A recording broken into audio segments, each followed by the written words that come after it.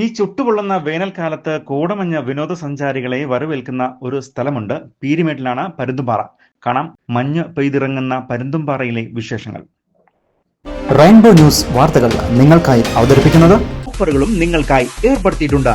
ഉപഭോക്താക്കളുടെ സൗകര്യാർത്ഥം zero down പേയ്മെന്റിൽ EMI-യിലൂടെ നിങ്ങൾക്ക് ആവശ്യമായ സാധനങ്ങൾ വാങ്ങാനും സൗകര്യം. ഇനി വണ്ടിപ്പെരിയാറിൽ ഹോം അപ്ലയൻസസുകൾക്ക് ഒരേ ഒരു പേര്, cell point home appliances, Assumption ദേവാലയത്തിന് എതിർവശം, സെൻട്രൽ ജംഗ്ഷൻ, വണ്ടിപ്പെരിയാർ. അവധിക്കാലം ആയതുകൊണ്ട് തന്നെ നിരവധിയായ വിനോദസഞ്ചാരികളാണ് ഇടുക്കി ജില്ലയുടെ പല വിനോദസഞ്ചാര കേന്ദ്രങ്ങളിലേക്കും എത്തുന്നത്. എന്നാൽ തിരുവിതാംകൂർ രാജഭരണകാലം മുതലുള്ള വേനൽക്കാല വസതി പീരിമേട്ടിലാണ്. അതിനൊരു പ്രത്യേക കാരണം കൂടിയുണ്ട്. എത്ര ചൂട് വെളിയിൽ അനുഭവപ്പെട്ടാലും ഇവിടെ എത്തുമ്പോൾ നല്ല കുളിർന്ന അന്തരീക്ഷം.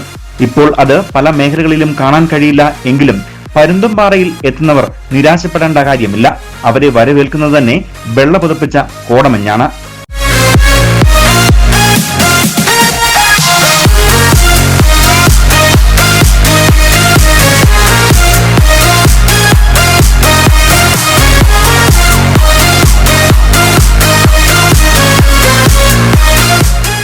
ഇതോടൊപ്പം തന്നെ ഇവിടെ എത്തുന്ന വിനോദസഞ്ചാരികൾക്ക് ആകർഷണം ആക്കുന്ന തരത്തിലുള്ള നിരവധിയായ വ്യാപാര സ്ഥാപനങ്ങളും പ്രവർത്തിക്കുന്നുണ്ട്.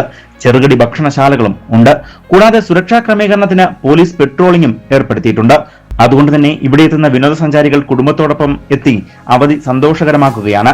മറ്റൊരു പ്രത്യേകത കൂടി ഈ പരുന്തുംപാറയ്ക്കുള്ളത്, എന്തൊക്കെ പ്രശ്നങ്ങൾ ആയിട്ടാണ് ഇങ്ങോട്ടേക്ക് ആളുകൾ എത്തുന്നത് എങ്കിൽ പോലും കോടമഞ്ഞിന്റെ കുളിരും കണ്ണിന് കുളിർമയേകുന്ന കാഴ്ചയും കാണുമ്പോൾ തന്നെ മനസ്സിന് വലിയ സന്തോഷമാണ് ലഭിക്കുന്നത്.